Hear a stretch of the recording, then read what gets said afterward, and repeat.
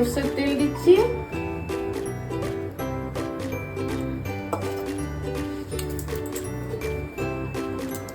তার আগে বাদামগুলো ভেজে রেখে দিয়েছি। এবার ফোড়নের জন্য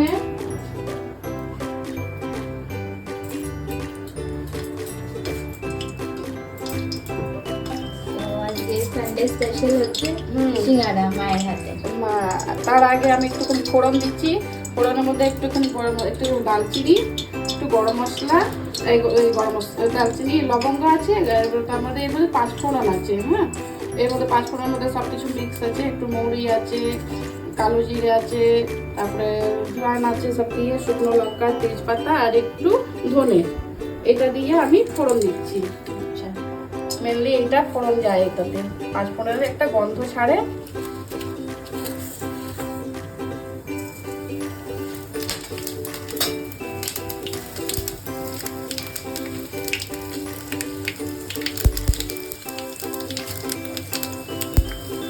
কম করে দিলাম, ধনেটা একটু কম করে দিচ্ছি।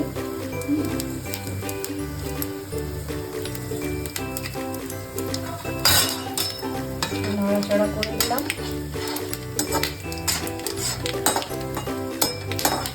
এরপর আমি পেঁয়াজ দিচ্ছি। এরপরে যাবে কুচনো পেঁয়াজ।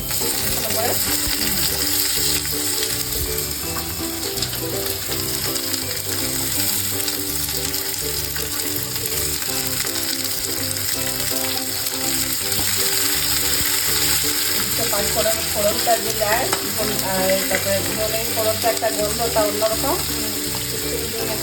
হ্যাঁ, এই ফ্লেভার হচ্ছে সিঙ্গাড়া।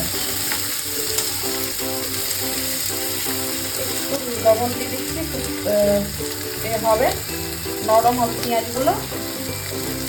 তারপর আবার করে দেবো লবণ।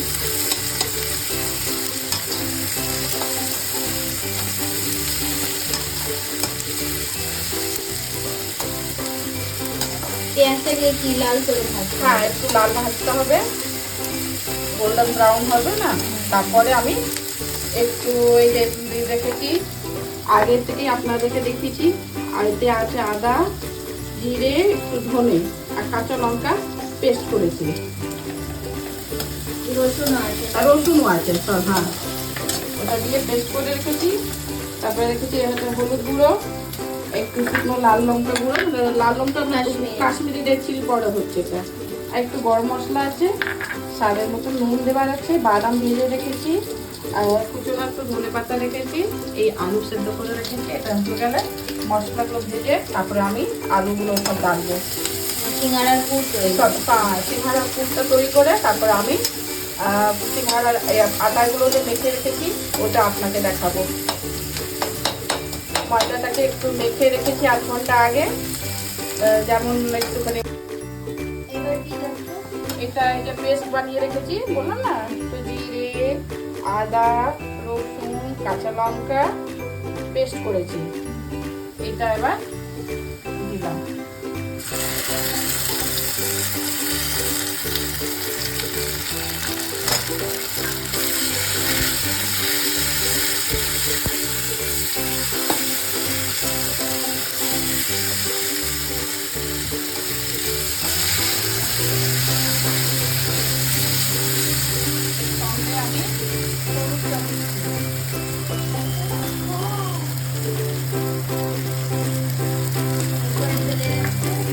হ্যাঁ, এরপর এটা কাশ্মীরি চিলি পাউডার কালারের জন্য দিলাম,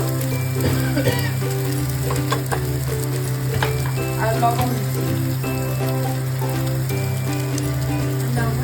হ্যাঁ, একটু লবণ এখন দিলাম, একটুখানি মশলার সাথে দেবো, তারপরে আলুর সাথে একটুখানি দেবো।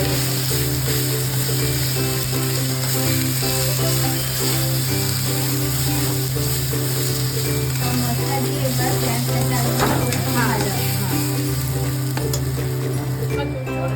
এরকম হবে।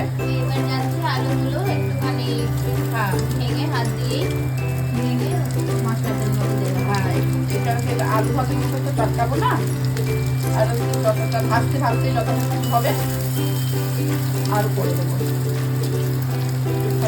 ভাজলে তো ভালো লাগে খেতে।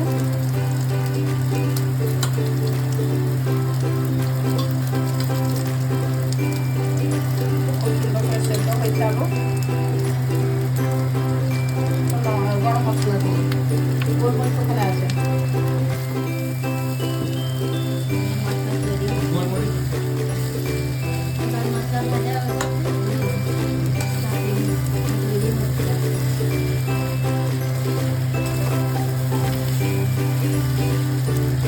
এতে আমি ধনে পাতা দিয়ে দিচ্ছি সরিয়ে সবটাই দিয়ে দিচ্ছি খেতে ভালো লাগবে টেস্ট আরো বেরোবে। হ্যাঁ আর সঙ্গে একটু গরম মশলা রেখেছি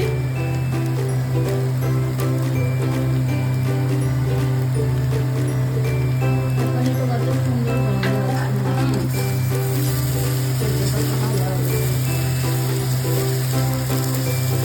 কালারটা খুব সুন্দর হয়েছে না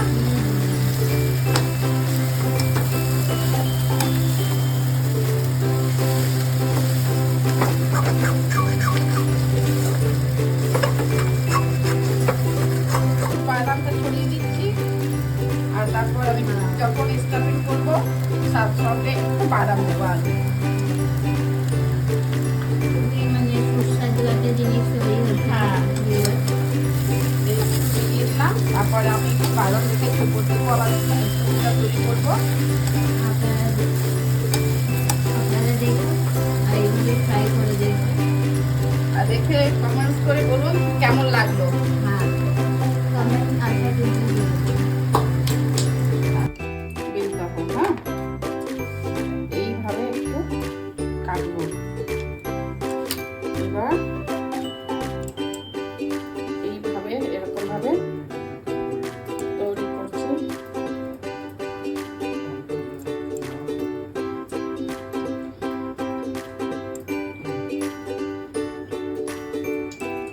আর এইটাকে এইভাবে একটুখানি পেছন দিক দিয়ে প্যাচ করলাম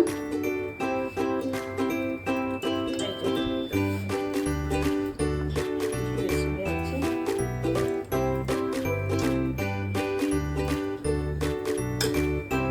নিলাম।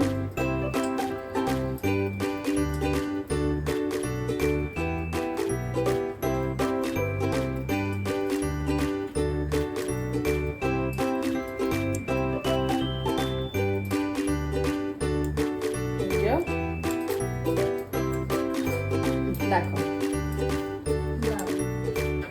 এবার আমার এটা রিফাইন গরম হচ্ছে ধীরে ধীরে করে এই রিফাইনে ছাড়লাম এই বেশ ধীরে ধীরে করে হবে বেশি আঁচ করে রাখার নেই কম আছে এটা কম আঁচে করতে হবে আর একটু তেল বেশি গরম হলে কাঁচা কাঁচা থাকবে এই জন্য আগে একটু তেল গরম হালকা করে দিয়েছি আর একটু সিম করে দিয়েছি